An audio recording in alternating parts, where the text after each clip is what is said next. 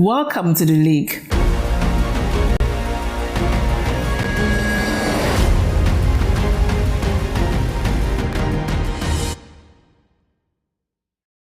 Welcome to the League, a DBNC business talk show where bold ideas meet bottom lines and doing business in Nigeria moves from potential to playbook. I am Coach Linda Uneze, your host. On today's episode, we'll be exploring the topic harnessing local and international opportunities in the fashion industry. And we have with us a fashion icon, a creative force in the fashion space, known for merging African heritage and haute couture in the person of LDA, Lanre Da Silva Ajayi, the founder of LDA. Hi, LDA. Hello. It's like a play on words, your business and your name. So good to see you. My business is self-named, very same way, same here. I'm very happy to be here. You look amazing. Thank you, and so do you. Thank you as well. You know we can pass for sisters, I guess. Yes. So, you know, I heard somewhere that you started your designing from your dining table in Lagos. Mm-hmm. It's interesting. What made you believe that your pieces could reach the world? So it's very interesting because it's going to be my 20-year celebration this year. Amazing. Congrats. And thank you. And I started in 2005. This was a time when, we were seen as visionaries in the industry, and no one took the whole idea of the fashion industry seriously in Nigeria back then. In fact, the only way that was right was for people to import outfits from the UK, Europe, America. But I felt there was a vacuum in this part of the world and in Africa. So I thought, let me start. And I did more of the vintage era. And people looked at it and said to me, it's going to be tough to make this happen in Nigeria. I said, well, if I start with 5 clients, let's see how they perceive it, then to 10 to 15. You have to remember that there was no social media. And obviously, there were challenges, but when I started, there was interest, it was different. So I think that was part of the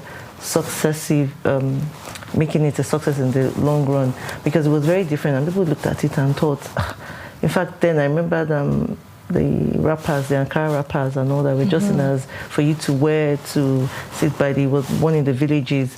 And I told them, we can use this as part of what we want to make with that. It is cheaper instead of importing all the fabrics then. And everyone was looking at me like, how is it possible? But look at what we have today in Nigeria and Africa, and we're connecting with the rest of the world. Unduka Bagbena, the publisher of This Day Arise, was doing different festivals, the magazines. Those are the days of City People and Comium, Hints. All this media group really helped. There was the word of mouth as well. And 5 became 10, became 15, 15 became 30, 30 became 60. And the growth rate was really very quick and phenomenal. What was interesting was that at the time, Mr. Unduka Bagbena also really helped, because I remembered after my first showing, Tunde Abiola, who was my muse, wore an outfit for myself, and the next thing she said to me, the former editor of This Day Style, Auntie Ruth Osime, said, who made your outfit? She said, oh, my very good friend Lanre, and she wanted to see more of my pieces. In less than 6 months to a year, we had gone to the Cannes Festival. Next thing was South Africa Fashion Week, London Fashion Week, Paris Fashion Week, New York Fashion Week, all the fashion weeks, Dubai Fashion Week. Nigeria to the world. So we thank God. And if you look at what we have today in Africa, in Nigeria in particular, there is so much creativity. People are much more confident and bold today. At the time, some of the pieces, people were scared to wear them. We know now, I can't even think of what we can wear in Nigeria. You've seen our, when we have our award ceremonies and what people do wear. So I feel fashion is here to stay, and there's so much more to be seen from a lot of very young creatives in this part of the world, in Nigeria, to be specific. And I think when I look back, I'm really grateful for being part of those that started such a beautiful fit, because I remember my father, I studied in England, I did my business administration degree in Coventry. My master's was in finance, and I also then worked a bit in the UK, was to come back home to work in a bank. And after my marriage, which was in 2003, I was pregnant in 2004 and I wanted to start the work. I remember the lady said, oh no, you can't start, which is part of why I started the fashion on the side. But after I started that, before I went to have the baby, I came back and I felt, this is something I could take seriously, which is why I took it more seriously in 2005. The story where I'm going to is to let you know that, when you look at the fashion industry today, it's a multi-billion-dollar industry. Whilst back then, my dad wasn't happy I was going into fashion. My dad is late, but I'm happy that before he passed on, he was very proud of what I was doing and was very, he used to tell people, oh, my daughter, people were asking me, do you know any Lanre? I said, that's my first child. Amazing. So I just feel like in the past where parents had to have lawyers, doctors, engineers, and all of that, when you're in the creative space now, it's something to be very proud of. And you can see people go into the universities to study fashion today. That was almost a no-brainer before.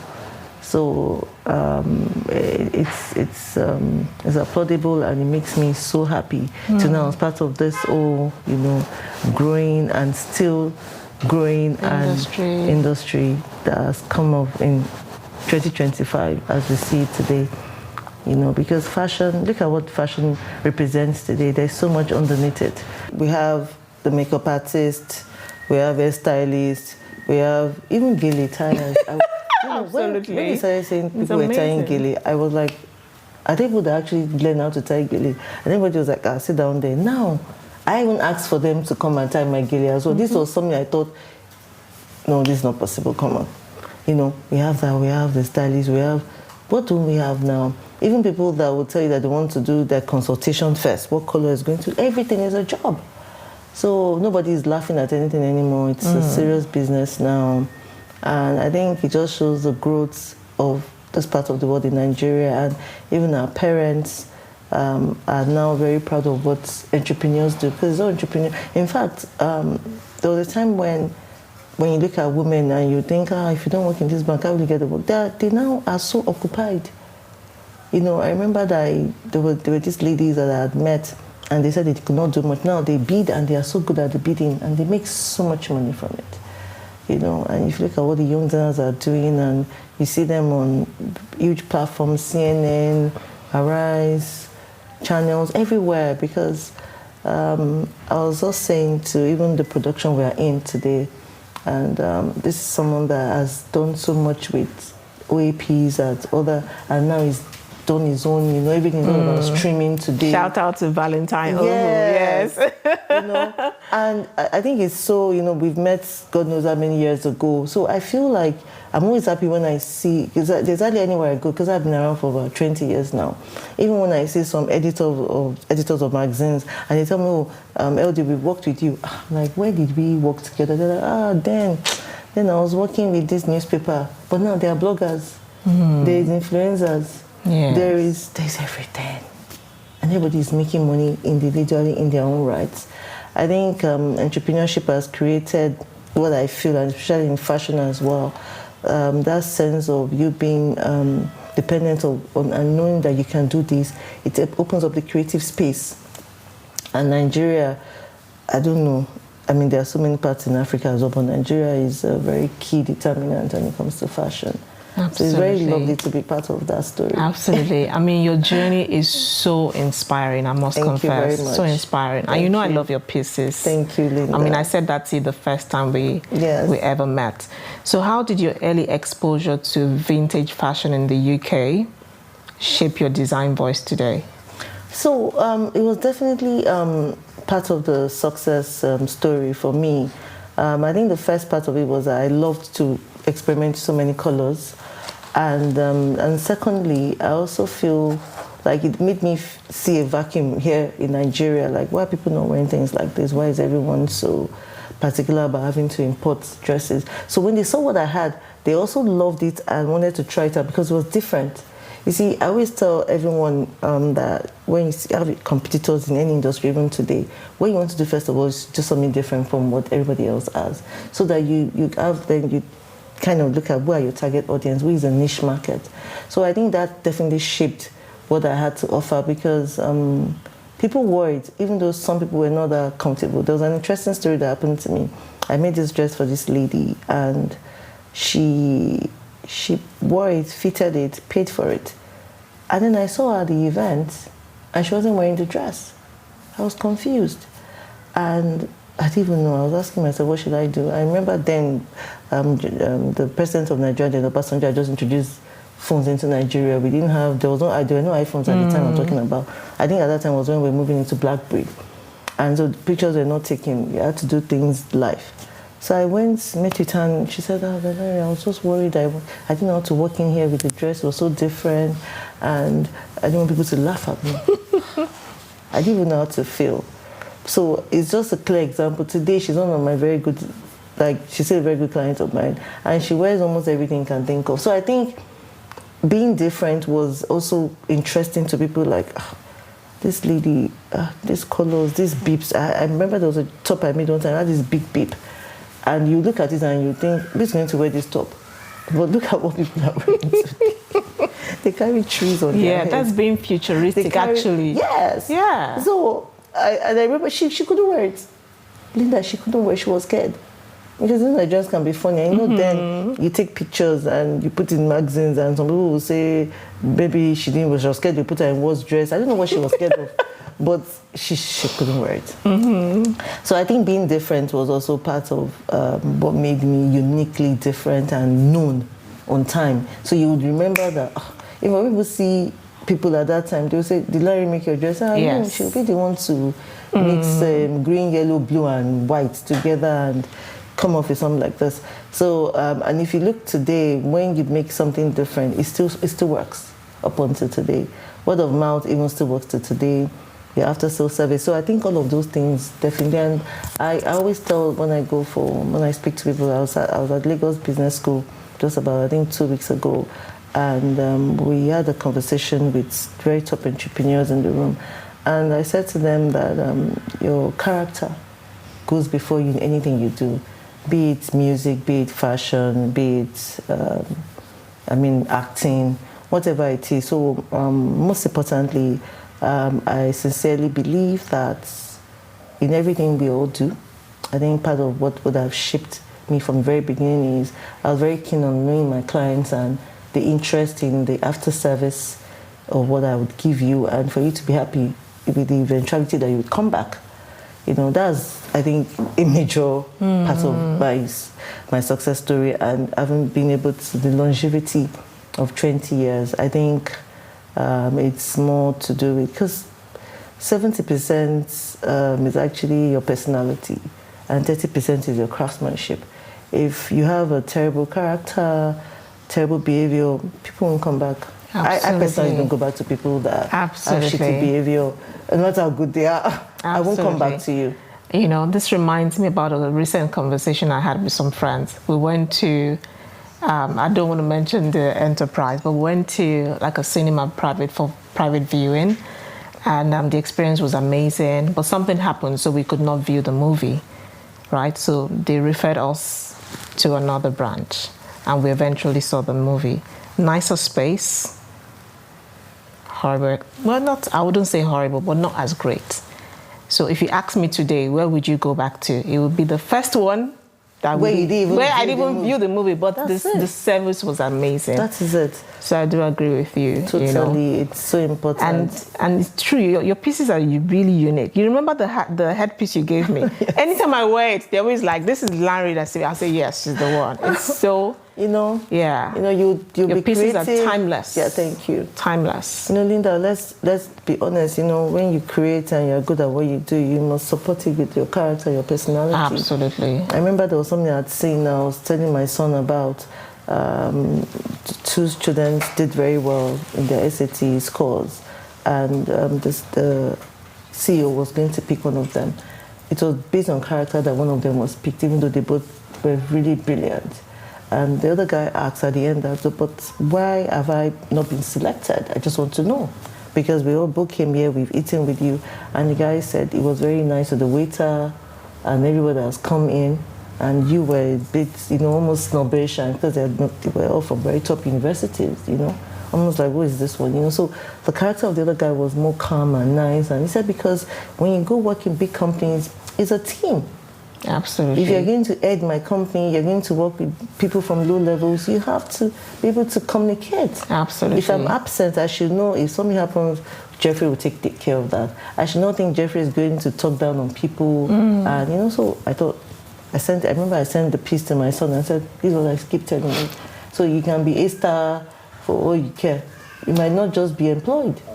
You might even just prefer someone that has you have a first class, I have a 2-1. They might even take the 2-1 over the first class students. So I think in everything we all do, character, the way we put ourselves forward is very, very key. I agree. Thank you for sharing that.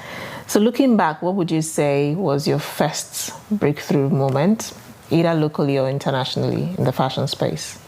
First breakthrough moment, after a number of years doing very well, attending the shows like I had mentioned to you, what was interesting was the head of Vogue Italia visited Nigeria. She's late now, the then Franca Sozani of Vogue Italia. And she visited my atelier in Ikoyi, Lagos. And she was very impressed with the pieces she found. And Mr. Kola Karim was one of those that initiated the whole process of them coming down to Nigeria alongside Roberto Cavalli at the time, who is also late now. And these are some years ago now I'm talking about. And what was interesting was that that eventually took my pieces into the very well-proclaimed Dolce & Gabbana, where I sold my pieces for a couple of seasons. And I also sold on the Jukes.com. That was amazing. That was an highlight. Amazing. Yes. There were suffrages, there were other places where I'd sold and all. You know, but that was just me as Lanre Da Silva Ajayi, the brand in that store at the time. So that was a very, very top highlight moment for me. Along so many other ones, but that sticks out for me. That sticks out for you. Amazing. So now talking about Vogue, we know that getting into the International Fashion Week and features like Vogue is not easy at all. You know, so what would you say opened the doors for you? You know, alongside, like I had mentioned, Mr. Nduka Bagbena was one of the very key factors for us. We as Nigerians have been blessed with him, especially those in the fashion industry, because he had this every weekend pull-out, which was very key, and had been on their covers a couple of, like, you know, and also them showing about, and he also had a streaming platform. So when I showed at New York, it was streamed live across the world, like globally. I think all of that definitely pushed the Nigerian designers when he took us, even not just Nigerian designers, he took African designers, he took us all to the global stage. So that would have been a way by which other people in Europe, in America, in the UK would want to know what is going on. That would even make them want to come and visit Nigeria, because people say all kinds of things about Nigeria. But when you come in, you look at it and think, it's not. I remember when the late Frank had visited Nigeria, she was asking, like, people talk about the millions of people in Nigeria. Where is everyone? So I remember someone took her to the Lagos market. When she got there, she saw that, yes, no, when you're in people the UK, are working. When you're in the UK, you go to Oxford Street. So I think they took her to the pubs, and she was like, everywhere is so quiet and calm. She went to a couple of, maybe, I think, ateliers, and she still felt, I've not seen this population there. They said, take her to the market. She got there, she said, I think she was a bit frightened. She was like, yes, I've seen, because, you know, Lagos is, I mean, even though it's not the capital anymore, but it's still like, it's a metropolitan city of Nigeria where everyone comes together. So it was good for us to go and see, in the UK, for instance, or in Paris, they have streets where you just see lots of people come together and move around up and down. But when you go to our own Tejesho market or Lagos Island or all these other markets where the boys from Abba sell their fabrics, there's a lot of people every day. Absolutely. You know, so yeah, I feel that all of that publicity, the media definitely played a very huge role, and having someone like him have them, because the interest was there for them to come visit. So that is part of why, you know, that happened. And then when they were with us, they saw that there's content here. Let's photograph this, let's put this in our magazine. And even today, you know, the difference today is that they don't need to come and visit now. Everything is online. You can do things, there's pictures when you do, people can take from that. Today you find Beyonce's mom having a book, pictures artistic done by a fellow Nigerian everywhere is, it's such a small world now. If someone is in Australia, it will be seen. If someone, I think social media, the internet age has changed everything. Absolutely. Unlike back then when they had to come physically to visit us, even though social media was picking up, not like what it is today. So I think, like before, you would have to own a store.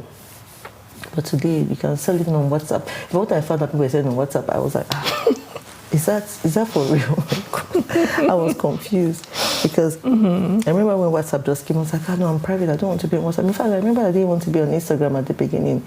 Uche Pedro Bella Niger was the one that told me that, Larry, people should join, people should not be doing too much exclusivity. Join this Instagram. Look at what Instagram is today. It's literally a selling point. You know, so you can't even underestimate the power that social media gives. You know, it had its own disadvantages, but I think the advantages outweigh. It's how you play it around and how you want to use it, and you know, you still definitely have to use the whole. I was telling someone, the person was like, "Oh, AI is taking over." I said, "Well, AI, you still have to know how to use AI. It's not just AI. You can't just." I mean, the other day I was doing something. The person said, "So just put everything in." I said, "Do it, let me see." Because I don't understand. You have to know how to use it. Absolutely. She did the composition of what she wrote. I said, you would feel so woefully, you would be surprised. Yeah. But she's like, oh, but there's AI. I said, you have to be intelligent enough. You have to feed it what you want it to feed it. And when it comes true, you should know what to write and how to, interject. That when I even read it, I didn't even know you use AI because everyone is just like AI, and they're not doing much. I said, you have to still work. Absolutely. It's not for daft people. Absolutely. You have to be smart to use AI. So I think there's technology, but you still have to have the brains and the creativity of what you want to do. Even if you can take digital pictures, you want them to see your work in vogue, you want them to see somebody else has sat down and their job. I saw a photo shoot, I don't know how many weeks back, and they said, you won't believe these pictures were just done by AI. In my mind, I said, this one is a professional of what he or she does. That she can bring this to life means that he or she has perfected their own work and then can now use AI to bring that so to good. life. Yeah. But let's another photographer just sit down and say, she don't want you'd be surprised at what your pictures will look like. I think you still have to have a whole lot of intelligence. I love that you're changing with the times. You're not just feeling like, oh, I was one of the pioneers. I've been a leader in the fashion space. So I don't need to do anything to shift or to change. But you're talking about using technology, using AI. Is key. Now being on IG. I like that, and that's something that a lot of business owners need to, hear from you and also pick up from. Changing with the times and embracing whatever is out there that would, be useful to your business. There's so much now. There's TikTok. That TikTok I went on it, but I'm not using it much. I'm just tired. Like there's just so much. But you find a lot of the younger ones are now. Some of them are not even IG much. They're now. I think TikTok is now one of the best form of communication now.